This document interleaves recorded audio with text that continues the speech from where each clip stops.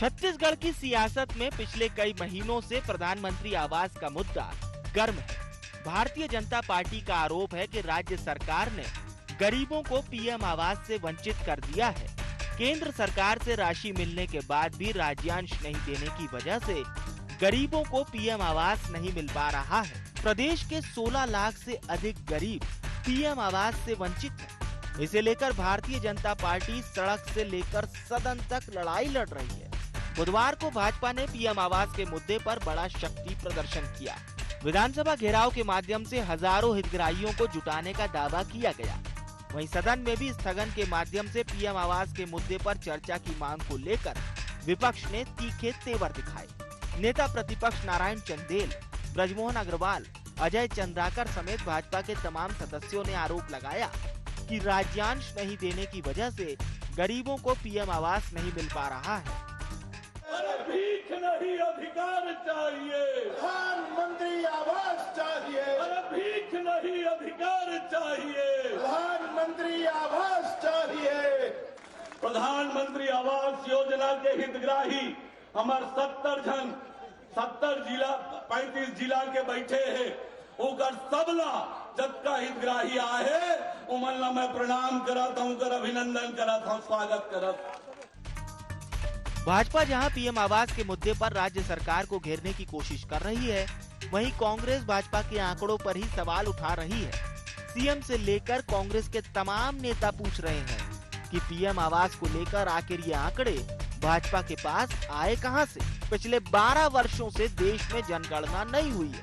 कांग्रेस ने दावा किया कि पहले ही 700 करोड़ की राशि जारी की जा चुकी है। वर्ष 2023-24 के प्रस्तुत बजट में भी मकानों के निर्माण के लिए मुख्यमंत्री ने 3200 करोड़ की राशि का प्रावधान किया। लेकिन मैं भारतीय जनता पार्टी के साथियों से 2-3 सवाल करना चाहता हूं। भारत सरकार जनगणना नहीं करा रही है, तो हम सर्वे करा रहे हैं, इससे वो सहमत है कि नहीं? हितग्राहियों के सर्वे होना चाहिए कि नहीं होना चाहिए? और क्या नए जब सर्वे कराएंगे नए हितग्राही आएंगे उसको मिलना चाहिए कि नहीं मिलना चाहिए? क्योंकि ब्रिजमोहन जी, अजय जी कह रहे थे जनगणना के हिसाब से हो सकता है, राज्य सरकार नहीं करा सकती। तो 2012 साल से आपने जनगणना नहीं कराया, तो जो नए हितग्राही हैं उसको इसका लाभ मिलना चाहिए कि नहीं मिलना चाहिए? ये दूसरा सवाल है। ये दो सवालों का वो जवाब दे दे। हमारे जो हम सर्वे करा रहे हैं उससे सहमत है कि नहीं, उसका समर्थन करते हैं कि नहीं करते हैं? क्योंकि उन गरीबों को भी मकान मिलना चाहिए। हमने तो ये स्थिति है। तो इसमें मैं तो स्पष्ट करना चाहूँगा कि जो हम सर्वे करा रहे हैं भारतीय जनता पार्टी उसका समर्थन करती है कि नहीं करती है।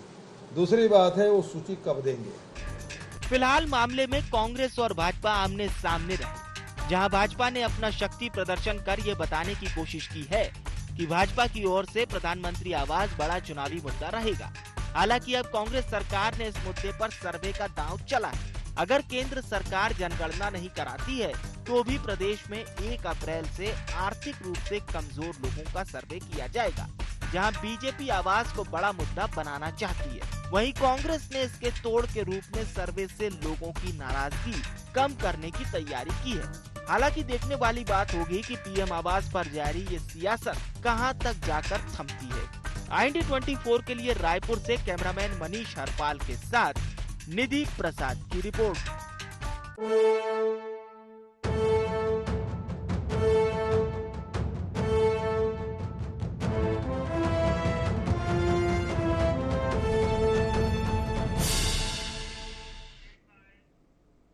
नमस्कार, गुवाहार छत्तीसगढ़ में आपका स्वागत है। मैं हूं राघवेंद्र सिंह।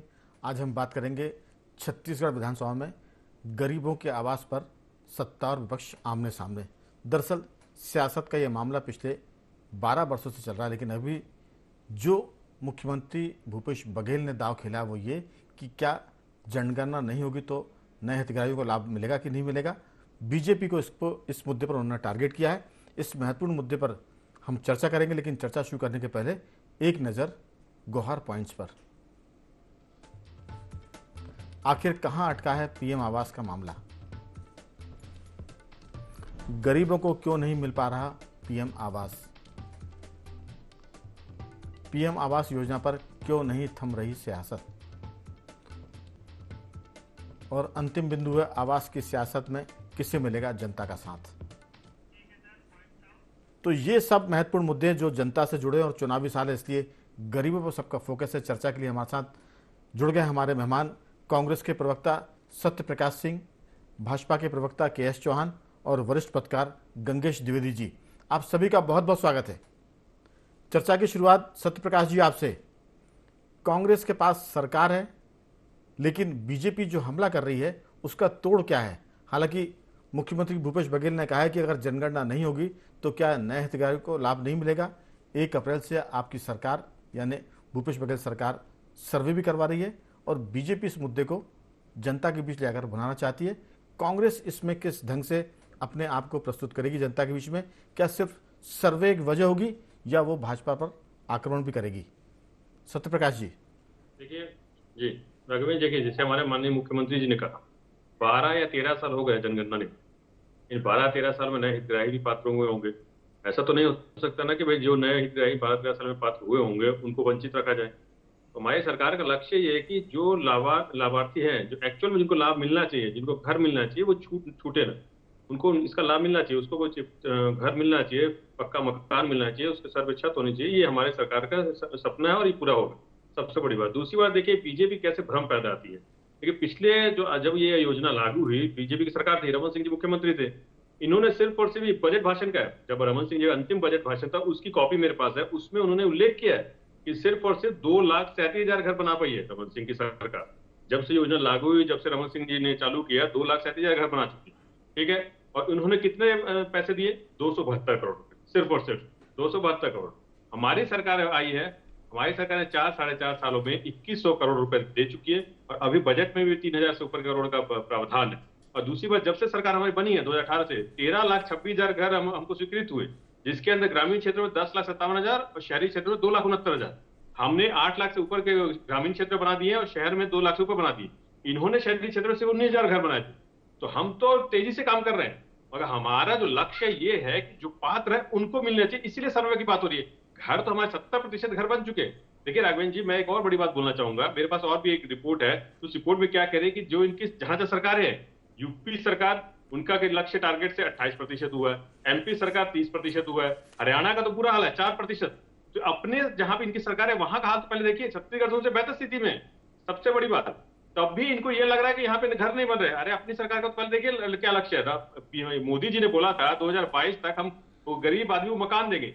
अगर मान लीजिए, चलिए ठीक है, हम एक सेकंड में मान लेते कि छत्तीसगढ़ में जो टारगेट है वो पूरा नहीं हुआ है, बाकी पूरे भारत में हो गया क्या? 2022 तक में अगर लक्ष्य था गरीबों का आवाज देने का, तो बाकी जगह हो गया क्या? जहां इनके प्रदेश है वहां हो गया क्या? तो अपनी प्रदेशों को देख लीजिए, उस बेहतर स्थिति में हम तो फंड जब चाहिए तब देते हैं। जब यहाँ तक जब हमने नई स्वीकृति मांगी 2022-23 के लिए, तो केंद्र सरकार से स्वीकृति नहीं मिली। वहां पे 60% जहां बात आती है वहां मना कर देते हैं। तो बड़ी बात तो ये है ना कि ये नहीं चाहते गरीबों को आवास मिले। हम तो नए घर बना रहे हैं, हमने अभी भी 2 महीने पहले 800 करोड़ रुपए दिया है, तो इनका तो पैसे लेने के बाद भी स्वीकृति नहीं मिल रही। बात यहाँ ये सिर्फ और सिर्फ एक भ्रम फैलाने की स्थिति पैदा कर रहे हैं। इनके खुद के आंकड़े देखिए, इनके जो प्रवक्ता टीवी डिबेट्स में मेरे साथ बैठते हैं, कोई 8 लाख की बात करता है, कोई 16 लाख बोलता है, कोई 12 लाख बोलता है, तो इनके पास ये आंकड़े है कहाँ? जब जनगणना नहीं हुई है, कोई सर्वे नहीं हुआ, तो आपके पास ये आंकड़े आए कहां से? सबसे बड़ी बात और सबसे फर्जी वाली बात तो यही से निकलती है कि ये सिर्फ और सिर्फ भ्रम फैलाने की राजनीति कर रहे हैं और ये सिर्फ और सिर्फ मार्केटिंग स्टंट है, इसके अलावा कुछ नहीं है। अगर इनको गरीबियों की चिंता है, गरीबी की चिंता है, तो महंगाई की बात क्यों नहीं करते? बेरोजगारी की बात क्यों नहीं करते? आज जो चाहिए बेरोजगारी पूरे देश में इतने चरम पे है, 35 साल के सबसे चरम पे, उसकी बात क्यों नहीं करते? पेट्रोल डीजल की बात क्यों नहीं करते?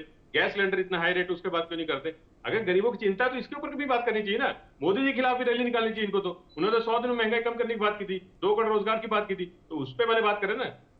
चलिए पूछते हैं KS चौहान जी, कांग्रेस की तैयारी जबरदस्त है, वो आंकड़े भी दे रहे हैं जो भाजपा शासित राज्य हैं, मध्य प्रदेश को भी शामिल किया, उत्तर प्रदेश को शामिल किया है, और उस हिसाब से छत्तीसगढ़ बहुत आगे है, न केवल आवास बनाने में बल्कि केंद्र सरकार को राज्य का हिस्सा देने में भी 2,100 करोड़ वो दे चुके हैं, 800 करोड़ रुपए और वो दे रहे हैं, लगभग 3,000 करोड़ का वो प्रावधान बता रहे हैं। तो कुल मिलाकर आंकड़ों के हिसाब से तो वो अभी जो उन्होंने बात की सत्यप्रकाश जी ने, दमदार है। आपका इस पर जवाब क्या है?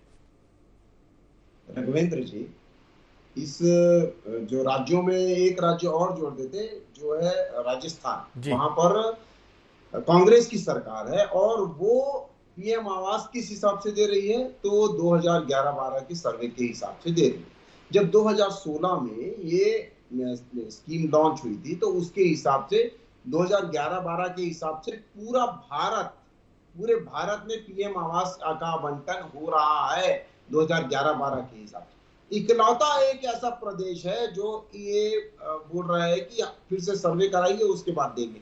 इसका मतलब पूरा का पूरा जनता को समझ में आता है कि ये क्या हो रहा है। कोई बेवकूफ नहीं है, जनता बच्ची नहीं है। हर एक इंसान को समझ में आता है कि आप कौन सी क्या बहाना मार रहे हैं, क्या नहीं बोल रहे हैं। कभी बोलते हैं हम इतना पैसा दे चुके हैं, कभी बोलते हैं इतना पैसा। एक सरकारी आंकड़े बताते हैं कि आपने अपना 40% राज्यांश नहीं दिया है, जिसके कारण 60% राज्यांश चले गया। और वो 60% जो राज्यांश गया वो छत्तीसगढ़ की जनता के लिए था, उनके छतों के लिए था। चौहान साहब बीच में मेरा एक सवाल है। जो राज्यांश आप बता रहे हैं कि इन्होंने कम दिया है इसलिए केंद्र सरकार का 60% राज्यांश वापस चला गया, लेकिन उन्होंने दो आंकड़े भी दिए हैं कि 2100 करोड़ रुपए हमने जमा किए, 800 करोड़ रुपए और कुल मिला के 3000 करोड़ रुपए, और जब रमन सिंह की सरकार थी तब 260 करोड़ के आसपास आपने पैसा दिया था। तो 3000 करोड़ का जो आंकड़ा है छत्तीसगढ़ सरकार का, वो भी एक बड़ा आंकड़ा है। 3000 करोड़ रुपए कम नहीं होते हैं। और दूसरा जो उनका सवाल है वो ये कि आप 16 लाख का फिगर लेकर आ गए, ये कहां से आ गया? कोई सर्वे आपने कराया क्या? ये दो मुद्दे खास है जिस पर आपके जवाब चाहेंगे। मैं बता रहा हूं आपको कि उस समय जो रेट था वो कम था और केंद्रांश का जो परसेंटेज था वो ज्यादा था, और उसके हिसाब से जो पैसा वहां पर लग रहा था, जब राज्यांश का पूरा पैसा रमन सरकार की उसमें जमा हुआ, ठीक है, राज्यांश का पूरा पैसा जमा हुआ, तभी तो केंद्रांश का पैसा यूटिलाइज हुआ। वहां पर केंद्रांश का जब रमन सिंह जी की सरकार थी तो केंद्रांश का पैसा वापस तो नहीं चले गया था।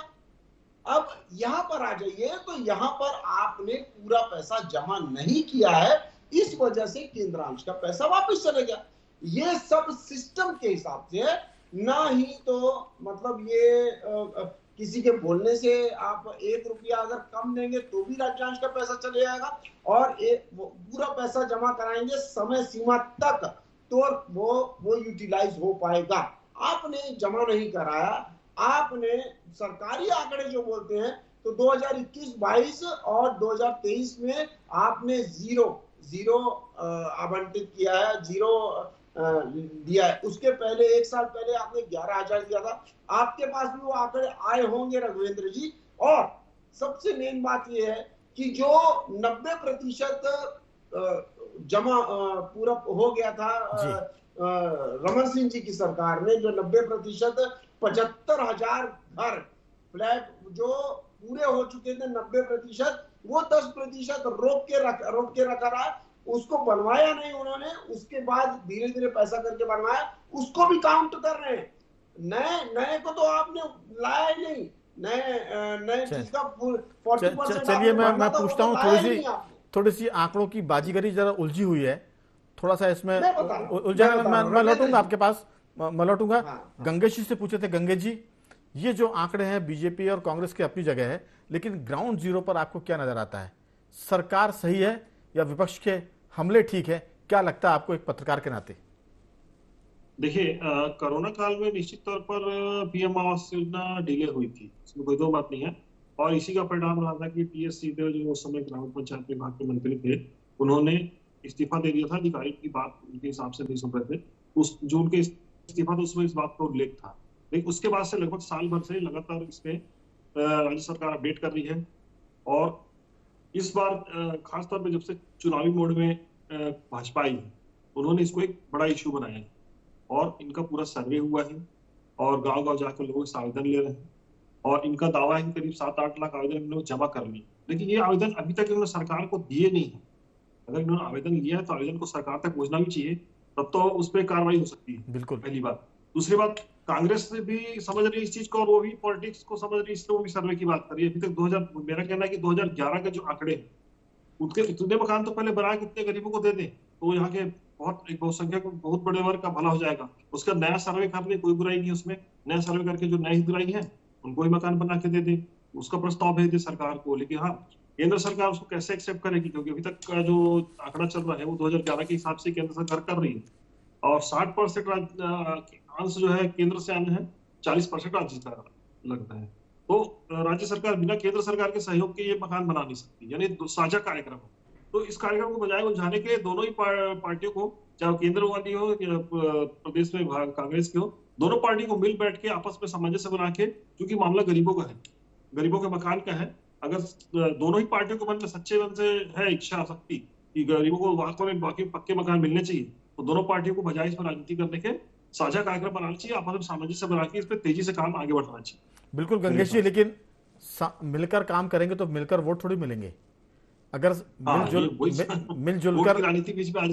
मिलजुल कर दोनों पार्टियां बीजेपी कांग्रेस काम कर लेंगी और गरीबों को आवास मिल जाएंगे, तो फिर गरीब वोट किसको करेगा और कौन किसको वोट मांगेगा? तो यहाँ मामला चुनावी साल है, वोट का भी है, लेकिन वोट अपनी जगह है, मिलकर काम करना एक बड़ी बात है। मैं सिर्फ चर्चा में थोड़ा सा विषय से अलग हट के एक एग्जाम्पल कोट कर रहा हूँ कि नागालैंड में जो सरकार बनी है वो सरकार ऐसी है कि चुनाव के पहले सब लोग लड़े थे आपस में, लेकिन अब जो सरकार उसमें प्रतिपक्ष नहीं है, सारे दल मिलकर सरकार बनाए हुए वहां।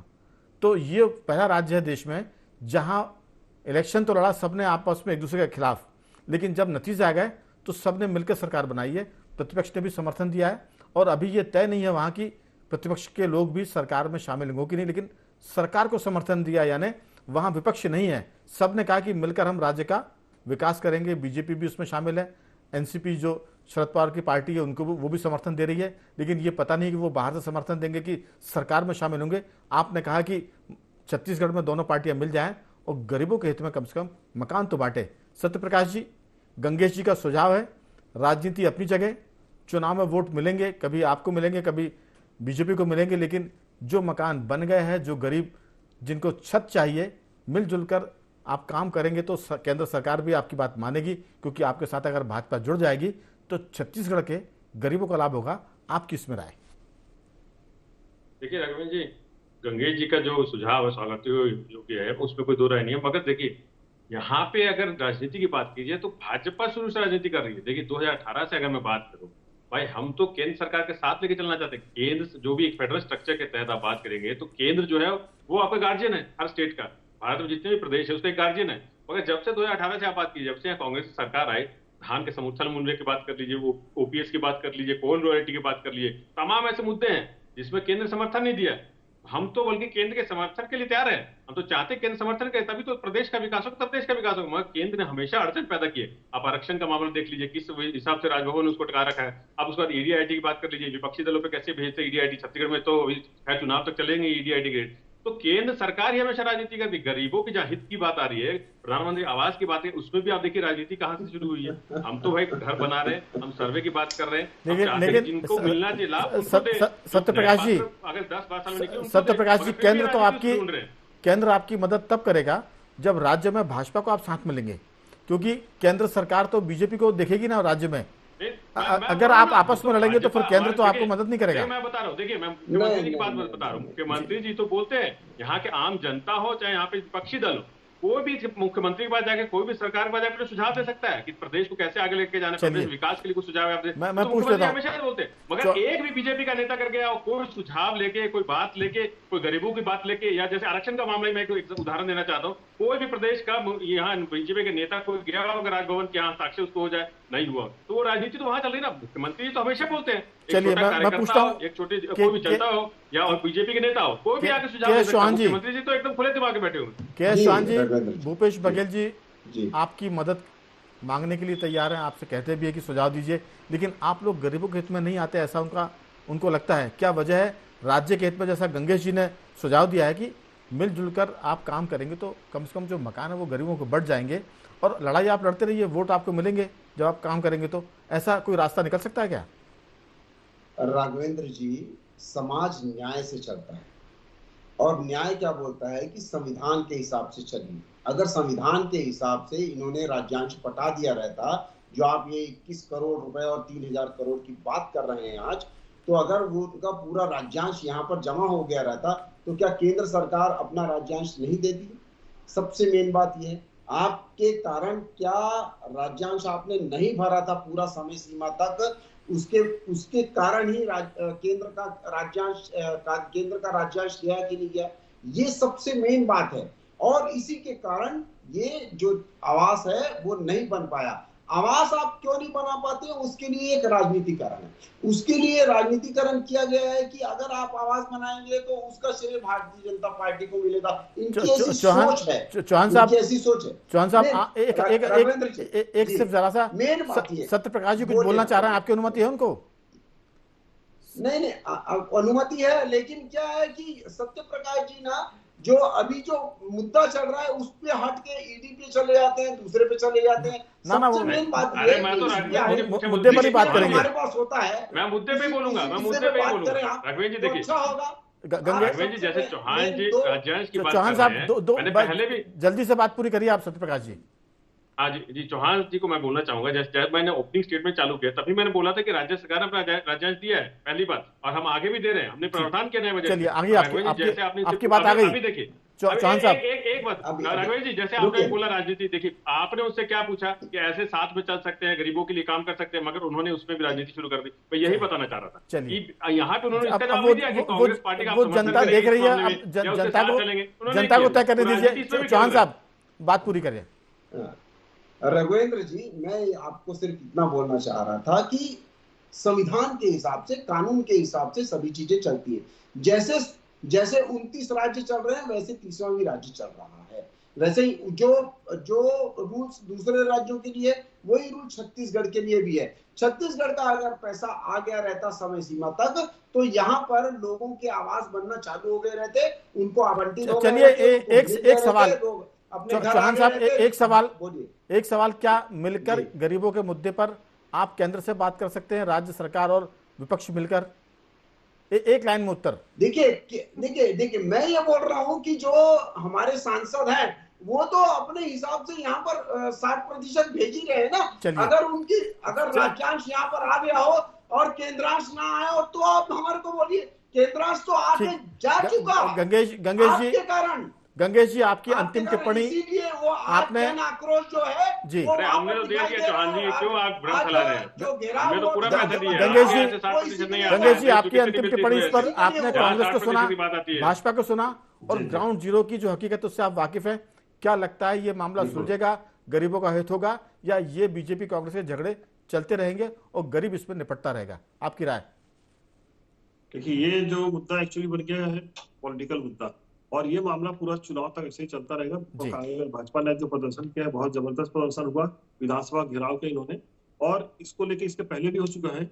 लगातार लोग गांव में घूम के लोगों के बीच जाके बोल रहे हैं, भाजपा के कार्यकर्ता बोल रहे हैं कि आप हमको आवेदन दीजिए, जब हमारी सरकार आएगी तो हम इसको पूरा करेंगे, ये वादा भी कर रहे हैं। तो ये कुल मिला के मामला पॉलिटिकल हो गया है और वोट की राजनीति इसमें आ गई है। तो मुझे लगता है कि चुनाव तक ये मामला ऐसे ही चलता रहेगा, और मुझे लगता है इससे ज्यादा गरीबों का भला होने वाला है। बिल्कुल। और तो कुल मिलाकर कह सकते हैं कि मामला चुनावी मोड पर है और कोई भी दल नहीं चाहेगा कि गरीबों को फायदा इस बिना पर मिले कि दूसरी पार्टी को इसका श्रेय मिल जाए। तो श्रेय की लड़ाई है, जो इस मामले को सुलझाएगा वोट उसके खाते में जाएंगे, ऐसा दोनों दल मान के चल रहे हैं। अब देखते हैं चुनाव के पहले इस मामले का क्या, इस समस्या का क्या निदान निकलता है। तो कुल मिलाकर उम्मीद करते हैं कि विधानसभा में चाहे जो विवाद हो, तकरार हो, लेकिन गरीबों को आवास मिले, ऐसी उम्मीद करनी चाहिए, क्योंकि दोनों पार्टियां जनता के हित में राजनीति कर रही है, ऐसी हम अपेक्षा करते हैं। तो ग्वार छत्तीसगढ़ में आज सिर्फ इतना ही। तीनों मेहमानों को मैं धन्यवाद करूंगा। गंगेश जी आपका भी, के एस चौहान आपका भी, और सत्य प्रकाश जी आपका बहुत बहुत साधुवाद कि आपने चर्चा में हिस्सा लिया। बने रहिए हमारे साथ और देखते रहिए IND24।